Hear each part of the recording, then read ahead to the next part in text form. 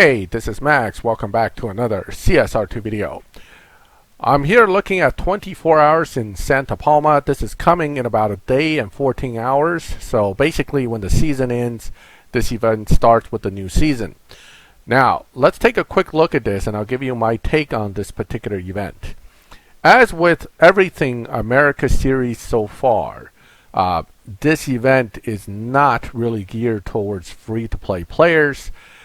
First of all, tickets. Lockin number 5 has a car, the 2016 GTLM, that no one should have yet. In order to acquire it, most likely we're looking at 4,000 tickets. That's so far been consistently the cost. Let's hope that Natural Motion doesn't change that. However, the last event, this particular car, the challenge was for the Audi at this particular challenge, and the Audi needed 2 to 3 stage 6s, and many people ended up spending 2,000 tickets to get an engine stage 6 just to make it through the event. If they make it just as difficult for this car coming up, that means many of us are actually entering into the 2016 GTLM situation without enough tickets. Now, like the other events, you will get 900 tickets before you get to the lock-in where you require the new car. So there is hope that if you have at least 3,100, you'll be fine. And there is a showdown coming that you may be able to get another 200 or 250 more. So if you're somewhere within the 2,900 range, you may be able to get to 4,000, assuming the car is 4,000 tickets. Now, if that is the case, of course, you get the car for free, but then same issue would be how difficult are the final speed traps.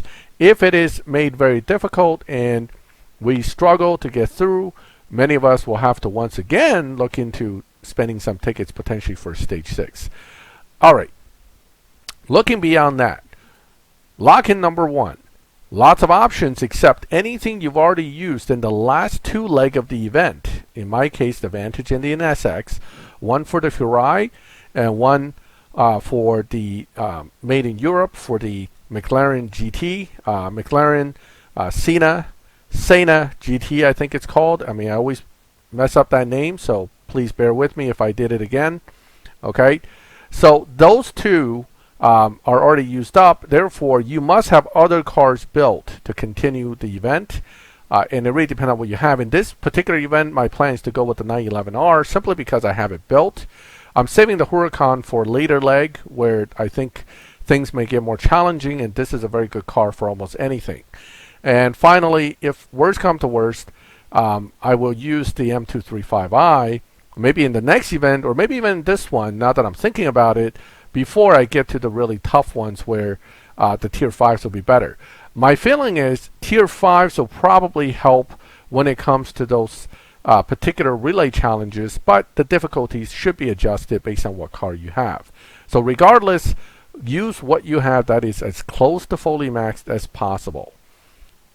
Number 2 lock-in is the RS and or the DT. Wait, this just changed. Yesterday, number 2 lock-in was only the DA GTO. Now the RS has been added as an option. That means number 3 lock-in should also be the same way. So now what they're doing is they're saying, okay, you could use the D8 or the RS, whichever one you want to go with first.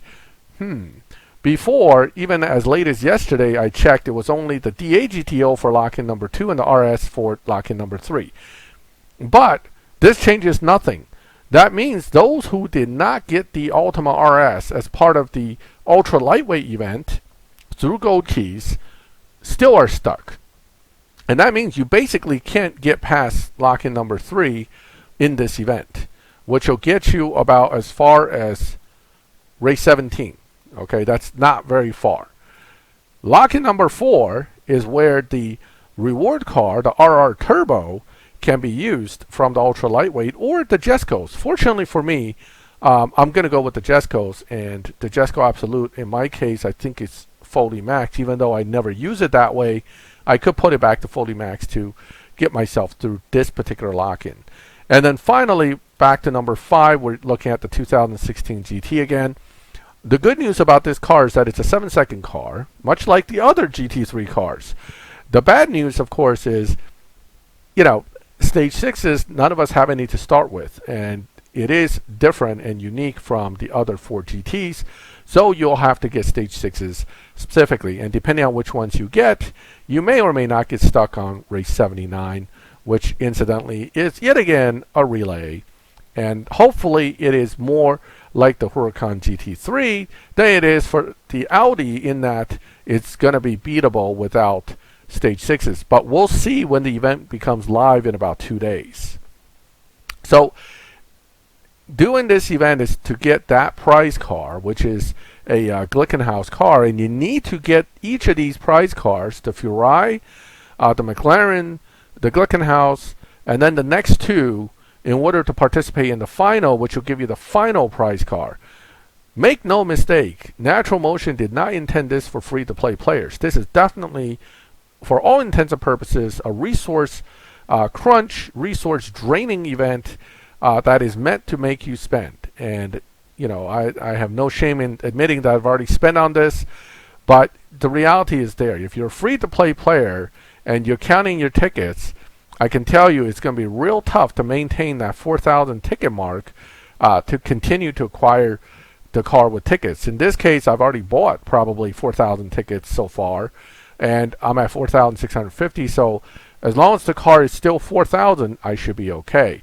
Plus, I had to do this event, and since I already burned up enough resources in doing this, I might as well finish it and get the prize car. However, I am not building this prize car. I don't see it being that good when I tested it on the content account, and therefore I am not going to push to build that car at all, especially with unique fusions and unique stage 6s in a brand that is not very common in the game.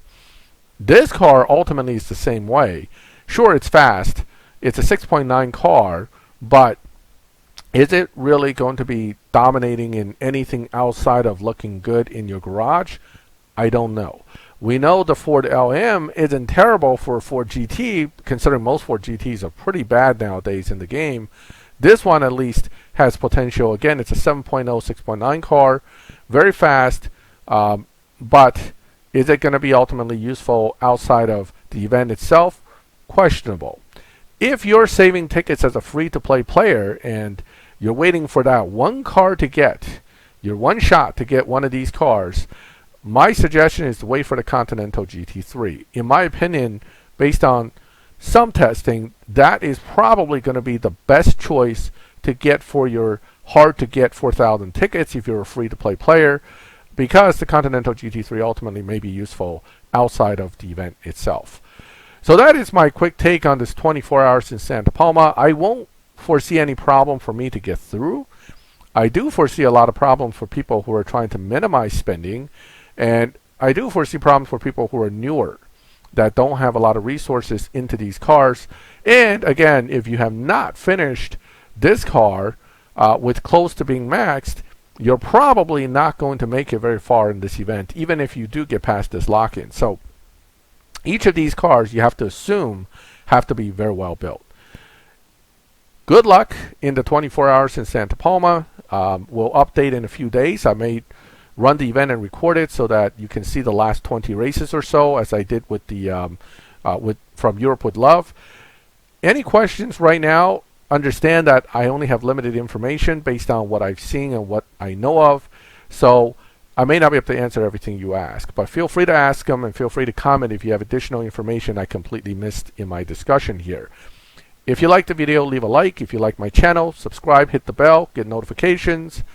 And as always, thank you for watching my videos. I'll catch you next time.